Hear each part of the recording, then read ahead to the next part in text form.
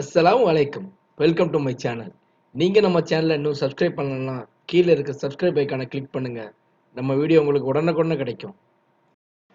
நம்ம எத்தனையோ விதமான பிரியாணி ஹோட்டலில் சாப்பிட்ருப்போம், இல்லாட்டினா பாய் வீட்டில் சாப்பிட்ருப்போம், இல்லாட்டினா பாய் வீட்டு கல்யாணத்தில் சாப்பிட்ருப்போம். இந்த பிரியாணியோட ஸ்மெல் ரொம்பவே அருமையாக இருக்குங்க. இந்த பிரியாணியோட மசாலா எப்படி ரெடி பண்ணுறாங்கன்னு எல்லாருக்குமே ஒரு டவுட் இருக்கும். இந்த பிரியாணி மசாலா கடைகளில் எத்தனையோ விதமான பேர்களில் பாக்கெட்டில் கிடைக்குது. ஆனால் நீங்கள் இந்த பிரியாணி மசாலாவெல்லாம் போட்டிங்கன்னா உங்களுக்கு நல்லாவே இருக்காது. அந்த மனமும் வராது. உங்களுக்கு எக்ஸாக்டாக அந்த பாய் வீட்டு கல்யாண பிரியாணியோட மனம் வேணும்னா நான் இந்த வீடியோவில் சொல்லி தர டிப்ஸை ஃபாலோ பண்ணுங்கள். பிரியாணி ரொம்பவே மனமாக ருசியாக இருக்கும். வாங்க நம்ம எப்படி பண்ணுறதுங்க பற்றி பார்க்கலாம். நான் இந்த வீடியோவில் ஒரு 5 கிலோ பிரியாணி பண்ணுறதுக்கு தேவையான பட்டை, கிராம்பு, ஏலக்காய் எடுத்திருக்கேன். இதுவே நீங்கள் 1 கிலோ பிரியாணி பண்ணீங்கன்னா அதுக்குண்டான அளவை நான் உங்களுக்கு சொல்லித்தரேன். அதாவது 1 கிலோ பிரியாணிக்கு பட்டை, கிராம்பு, ஏலக்காய் இந்த மூணும் 3 கிராம்ங்கிற விதத்தில் நீங்கள் எடுத்து அரைச்சிக்கங்க. இந்த கணக்கில் நீங்கள் எடுத்துட்டா போதும். இந்த பட்டை, கிராம்பு, ஏலக்காய் இந்த மூணையுமே மிக்சியில் பொடி பண்ணணும் ஃபஸ்ட்டு. இதுதாங்க பிரியாணி மசாலாவோட சீக்ரெட்டு. இந்த பிரியாணி மசாலாவோட சீக்ரெட்டை எந்த குக்கும் உங்களுக்கு சொல்லித்தர மாட்டாங்க. நீங்கள் கடைகளில் கிடைக்கிற எத்தனையோ பாக்கெட் வாங்கி போட்டிங்கன்னா கூட அந்த பாய் வீட்டு பிரியாணி மசாலாவோட ஸ்மெல் உங்களுக்கு வரவே வராது. அந்த பிரியாணியோட ஸ்மெல்லும் வராது. அதுவே நீங்கள் நம்ம அந்த வீடியோவில் சொல்லித்தர மாதிரி பிரியாணி மசாலா நீங்கள் ரெடி பண்ணீங்கன்னா ரொம்பவே மணக்கும். இதில் நீங்கள் அன்னாசி பூ அது இது எதுவுமே போட தேவையில்லை.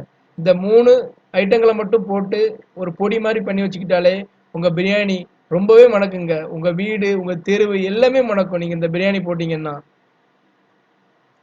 நீங்கள் இந்த 3ஐயும் ஒரு மிக்ஸி ஜாரில் போட்டு அரைக்கும் போது ரொம்பவே பவுடர் ஆக்கிராம அந்த பவுடர் ஸ்டேஜுக்கு முன்னாடி வரும்போது நீங்கள் மிக்ஸி ஆஃப் பண்ணிடுங்க. பாருங்க இந்த மாதிரி இருக்கணும். ரொம்பவே பவுடர் பதத்துக்கு இல்லாமல் இந்த மாதிரி கொரு கொருன்னு அரைக்கணும். அதுதான் மெயின். இதுதாங்க இந்த பிரியாணி மசாலாவோட மெயின் சீக்ரெட்டேட்டு. அப்புறமா நீங்கள் பிரியாணிக்கு என்ன விதமான பிரியாணி இருந்தாலும் சரி, சிக்கன் பிரியாணி, மட்டன் பிரியாணி எதுவாக இருந்தாலும் மெயின் வெங்காயம், தக்காளி, மல்லி, புதினா இந்த 3 ஐட்டம் ரொம்பவே முக்கியங்க. இந்த 3மே வந்து ஒரு சம அளவில் எடுக்கணும். அது 1 கிலோங்கிற அளவுக்கு வந்து நான் உங்களுக்கு சொல்லித்தரேன். சைடில் கூட நான் உங்களுக்கு அதில் எழுத்துல போட்டு காமிக்கிறேன். நீங்கள் அதை கூட பாருங்கள். அதாவது நீங்கள் வெங்காயம் வந்து 1 கிலோ பிரியாணிக்கு 300 வெங்காயம், 400 தக்காளி, இஞ்சி பூண்டு. அதாவது இஞ்சி பூண்டை வந்து மொத்தமாக நீங்கள் பேஸ்ட் பண்ணிடாம இஞ்சை தனியாக பூண்டை தனியாக அரைச்சி வச்சுக்கோங்க. நான் அரைச்சி வச்சுருக்கேன்ல, இது நான் ஒரு 10 கிலோ பிரியாணிக்கு அரைச்சி வச்சுருக்கேன்.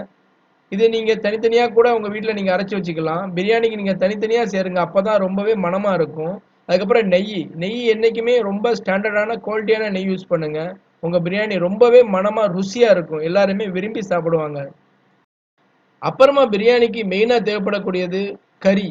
அது நீங்கள் சிக்கன் கறியாக இருந்தாலும் சரி, மட்டன் கறியாக இருந்தாலும் சரி, எப்போவுமே கொஞ்சம் குவாலிட்டியான மீட்டாக வாங்குங்க.